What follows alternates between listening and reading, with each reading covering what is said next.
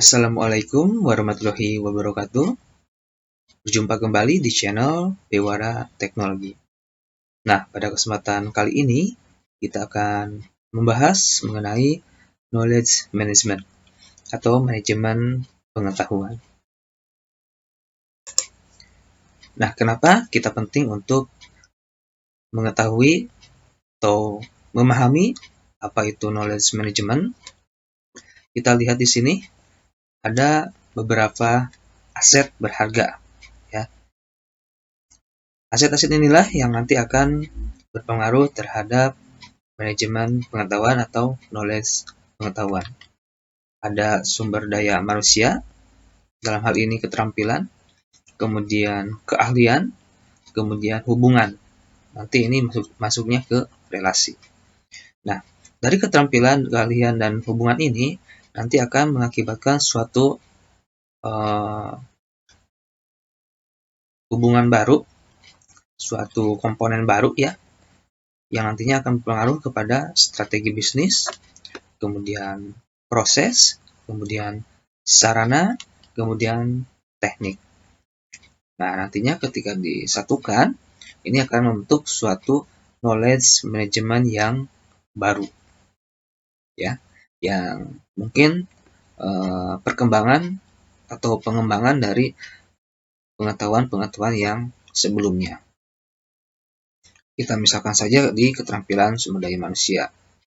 Ketika sumber daya manusia itu keterampilannya masih minim, kemudian kita adakan semacam workshop, kemudian semacam seminar, kemudian diikuti oleh sumber daya manusia tersebut. Nah, bukan tidak mungkin, maka nanti ketika sudah selesai mengikuti kegiatan tersebut, maka sumber daya manusia tersebut akan bertambah pengetahuannya, ya, atau knowledge-nya akan bertambah lagi. Itu contoh kecilnya. Nanti keterampilannya dia akan bertambah, keahliannya dia akan bertambah, dan mungkin nanti akan menghasilkan relasi atau hubungan yang baik dengan sesama teman atau dengan rekan kerja yang di luar di perusahaannya, seperti itu. Dan apa dampaknya ketika sumber daya manusia ini nanti sudah berkembang? Maka berdampak pada strategi bisnis. Strategi bisnisnya nanti akan semakin membaik, ya, karena keahlian dari pegawai-pegawainya dia sudah lebih baik dari sebelumnya. Begitupun juga prosesnya nanti akan lebih mulus, kemudian sarana dan prasarananya dan tekniknya. Ya, itu adalah aset-aset yang ada di dalam knowledge management.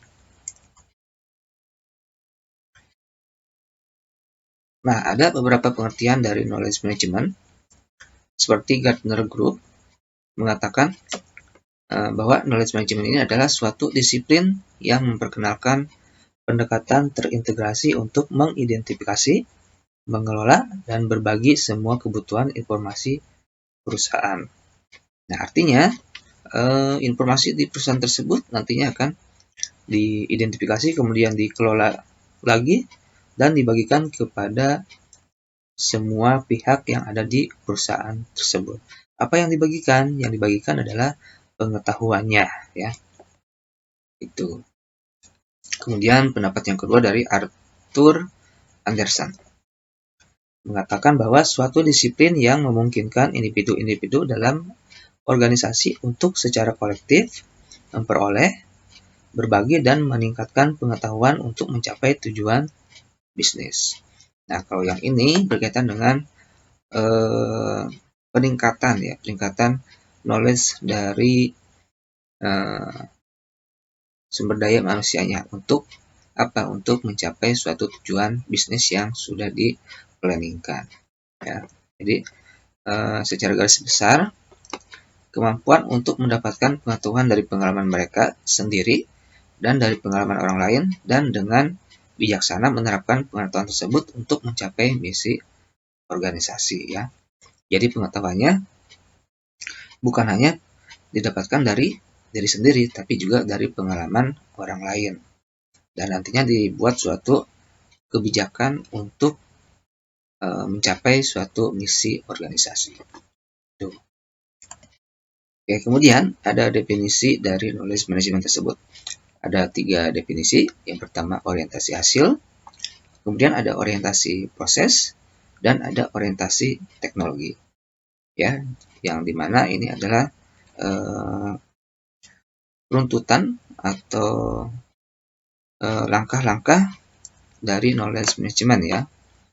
Nah, jadi hasilnya itu dia harus tepat nih ya. Segala sesuatunya harus tepat. Kemudian orientasi prosesnya dia nanti diidentifikasi, kemudian dibuat, kemudian di-sharingkan atau dibagikan, dan kemudian diterapkan. Ya.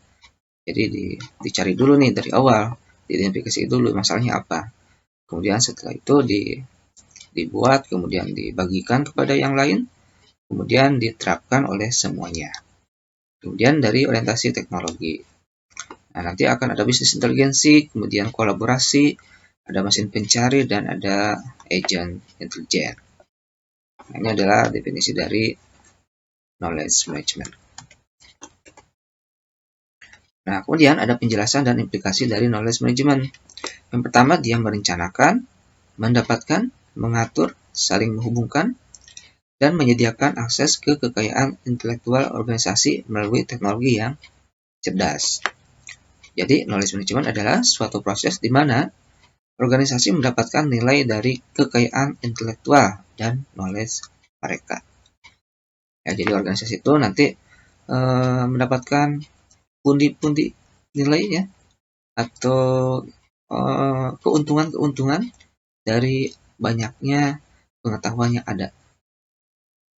Tadi sudah dikatakan bahwa pengetahuan itu nanti akan di-share, kemudian akan diterapkan. Ya. Kemudian, mengarahkan atau mengawasi aset-aset tertentu, dan mereka yang terlibat dalam proses knowledge management. Knowledge management meliputi penciptaan, penyebaran, dan pemanfaatan knowledge. Nah, jadi, kita bisa membuat ya atau menciptakan knowledge. Kemudian setelah diciptakan, knowledge itu nanti disebarkan. Setelah itu baru dimanfaatkan. Itu ya. Nah, tantangannya. Mengapa knowledge management sulit? Yang pertama dari perubahan paradigma. Tentu ketika kita mendapatkan sesuatu yang baru, pasti kita akan sulit untuk menerima ya. Atau ada beberapa orang yang sulit untuk menerima kenyataan yang baru atau kebiasaan yang baru. Nah, ini juga sama untuk manajemen pengetahuan. Perubahan paradigma untuk kesulitannya. Kenapa? Jadi untuk mendapatkan manfaat dari penerapan knowledge management, karena knowledge management lebih dari sekedar informasi, diperlukan kerangka pemikiran yang baru atas knowledge sebagai aset strategis yang unggul. Nah, ini ya. Jadi ya nanti paradigmanya harus diubah. Yang awalnya konvensional nanti berubah jadi modern ya, canggih gitu misalkan. Yang dulunya hanya bergerak di langkah ke-1, mungkin nanti bergerak langsung langkah ke-3 gitu ya. Jadi harus ada perubahan-perubahan ketika kita menerapkan knowledge management. Kemudian perlu integrasi. Sarana dan metode dalam menerapkan knowledge management perlu diintegrasikan dengan aspek strategis dari kebijakan organisasi dan perspektif pasar. Berarti harus memperhatikan budaya pasar yang terjadi saat ini ya. Sehingga kita bisa nanti berintegrasi dari hal yang dulu ke hal yang baru gitu. Lantas apa manfaat dari knowledge management? Yang pertama dari segi nilainya. Efektivitas dalam pengelolaan knowledge yang memungkinkan anggota organisasi untuk menyelesaikan permasalahan saat ini dan merancang masa depan. Nah, ketika kita mendapatkan masalah saat ini, kemudian kita bisa menuntaskan masalah tersebut, maka ketika masalah tersebut terjadi lagi di masa depan, kita sudah siap untuk menghadapinya. Kemudian, manfaatnya untuk meningkatkan apa? Inovasi ya. Meningkatkan inovasi. Tadi kan sudah disinggung nih, bahwa untuk meningkatkan SDM atau sumber daya manusia, kita bisa melakukan kegiatan workshop, seminar, dan lain sebagainya. Nah, itu untuk apa? Untuk membuat sumber daya manusia itu lebih kompeten lagi, ya, lebih banyak ide. Dan nantinya dia setelah kompetensinya meningkat, maka dia akan membuat suatu inovasi-inovasi yang baru, ya, yang lebih baik lagi. Kemudian meningkatkan pelayanan kepada pelanggan. Ini juga sama, ini kalau sifatnya di pelayanan ya, di aktivitas pelayanan. Mungkin seperti di pemerintahan, kemudian di rumah sakit, dan lain sebagainya. Kemudian meningkatkan pendapatan, ya, sudah jelas ya. Ketika kita menerapkan hal-hal yang baru, hal-hal yang positif, maka secara otomatis akan dipercaya oleh orang lain, atau rekan kerja atau rekan bisnis. Maka pendapatan juga akan semakin banyak. Kemudian retensi karyawan, oke. Kemudian efisiensi operasional dan biaya. Itu adalah hal-hal yang bisa ditingkatkan dari peningkatan knowledge management. Kemudian tantangan dari knowledge management, kategori tantangan dalam penerapan knowledge management. Yang pertama, kesediaan dan keterlibatan karyawan. Nah, berarti harus menyediakan karyawan ya. Apakah karyawan itu nanti bersedia untuk menerima hal-hal yang baru? Bersedia untuk menerima pengetahuan yang baru? Keterampilan yang baru? Kemudian, apakah dia ingin terlibat dengan hal tersebut? Nah, itu tantangannya ya. Itu tantangan dari perusahaan nanti yang mempunyai karyawan dan mengharuskan karyawannya harus selalu mengupdate kemampuannya, mengupdate pengetahuannya ya. Kemudian tidak menjadikan teknologi sebagai dasar utama dalam penentuan dan penerapan knowledge management. Jadi tidak tergantung dengan teknologi knowledge management itu. Banyak hal yang bisa dibuat atau bisa dijadikan sebagai pengetahuan yang baru ya. Jadi bukan hanya teknologi saja.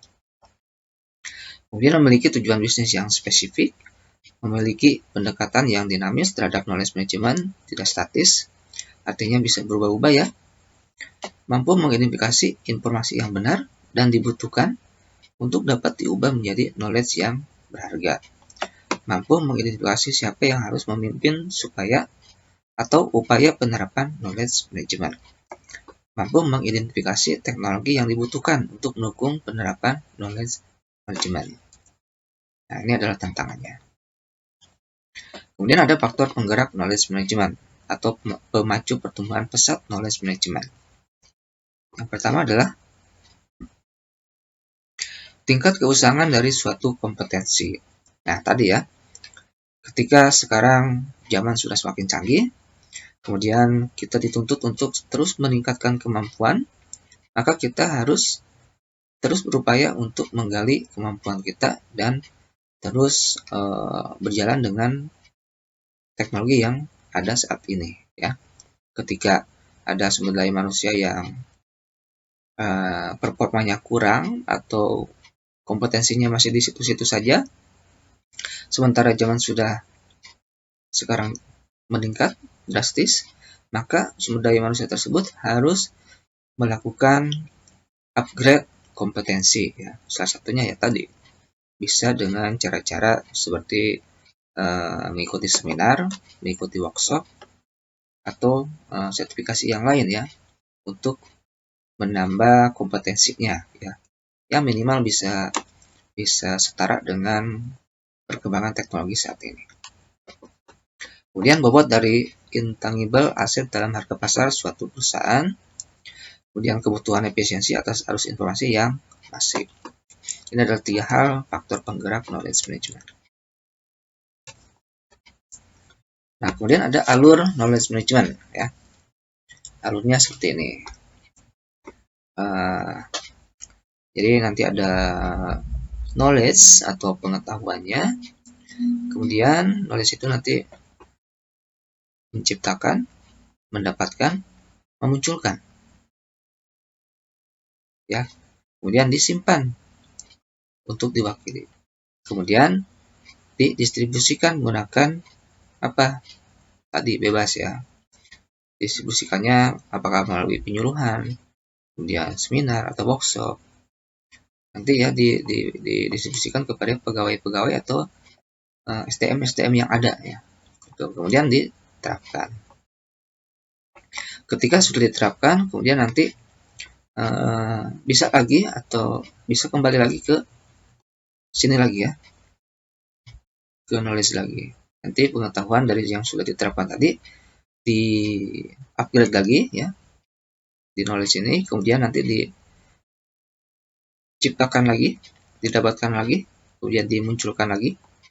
Dalam hal ini berarti nanti diidentifikasi dulu ya, diidentifikasi permasalahannya apa, kendalanya apa, kemudian baru nanti mendapatkan jawaban-jawaban yang harus diperbaiki nanti ya. Misalkan knowledge management ini atau pengetahuan ini kurang nih dari segi apa ya? Contohnya dari segi relasi dengan rekan bisnis. Nah, nanti di sini diidentifikasi masalahnya. Nanti dibuat bagaimana cara mengatasinya di sini. Ya. Kemudian nanti untuk mengatasi masalahnya, kemudian jawaban dari tadi ya disimpan di sini. Pengetahuannya disimpan, caranya bagaimana. Kemudian setelah sudah ada caranya, baru nanti didistribusikan kepada STM yang lain ya. Kemudian langsung diterapkan. Sampai seperti itu seterusnya, berputar terus ya. Pengaruhnya nanti bisa ke infrastruktur organisasi, bisa ke infrastruktur bisnis, bisa ke infrastruktur teknologi. Ya. Itu adalah alur knowledge management-nya. Nah, ini adalah sejarahnya mulai dari tahun 1960-an sampai dengan tahun 2000 ya. Ini adalah sejarah perkembangan dari knowledge management. Mulai dari komputer bisnis yang tangguh, sekolah bisnis mulai tumbuh, kemudian muncul MBA, perkembangan pengetahuan tentang perusahaan dan manajemen, komputer personal, kemunculan World Wide Web, kemudian himpunan hasil penelitian, penggunaan internet dalam dunia bisnis, kemunculan knowledge management sebagai sebuah disiplin, dan tahun 2000 perkembangan model-model knowledge management, peningkatan kegiatan dalam knowledge management. Ini adalah sejarahnya. Nah, rangkaian data informasi knowledge management atau sampai dengan wisdom nantinya. Ya, jadi untuk alurnya nanti seperti ini. Kita mencari data dulu ya di lingkungan ya tentunya.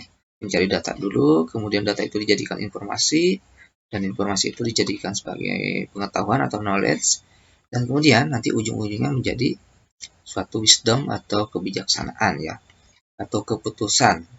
Ya, keputusannya seperti apa?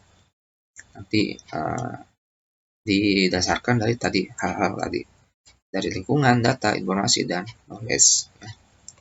Itu. Nah, perkembangan knowledge model evolusi dan kumulatif. Seperangkat pengalaman, nilai-nilai, informasi kontekstual, dan pengetahuan dari ahli yang menjadi kerangka untuk mengevaluasi dan menggabungkan antara pengalaman baru dan informasi. Davenport dan Prusak tahun 1998. Kemudian dinamika proses manusia dalam mencari kebenaran atas keyakinannya. Nonaka dan Takeuchi 1995. Kemudian pembagian knowledge management berdasarkan sumber, struktur, validitas, dan arti, dan relevansi dan keterpakaian atas sebuah knowledge. Geisler tahun 2006. Ini adalah pendapat-pendapat dari berbagai sumber ya tentang perkembangan knowledge, model evolusi dan kumulatif. Nah, itu teman-teman untuk pembahasan mengenai knowledge management yang sangat singkat ini. Semoga nanti bisa membantu dan menambah pengetahuan berkaitan dengan knowledge management. Artinya di knowledge management ini teman-teman nanti akan belajar berkaitan dengan cara memanfaatkan pengetahuan ya, cara menerapkan pengetahuan yang baru. Karena kita sebagai manusia pasti dituntut untuk terus berkembang ya, berkembang dan terus berkembang. Nah, bagaimana caranya? Ya tadi salah satunya dengan menggali dari knowledge management yang ada. Knowledge management yang ada itu nanti di-upgrade untuk dijadikan sebuah pengetahuan yang baru yang bisa diterapkan pada saat ini, yang bisa menjadi hal yang tepat untuk dijadikan kebijakan ya, untuk dijadikan nantinya keputusan yang paling baik. Nah, itu saja ya teman-teman, semoga bermanfaat. Terima kasih atas waktunya. Kita berjumpa di sesi selanjutnya. Salam Bewara Teknologi.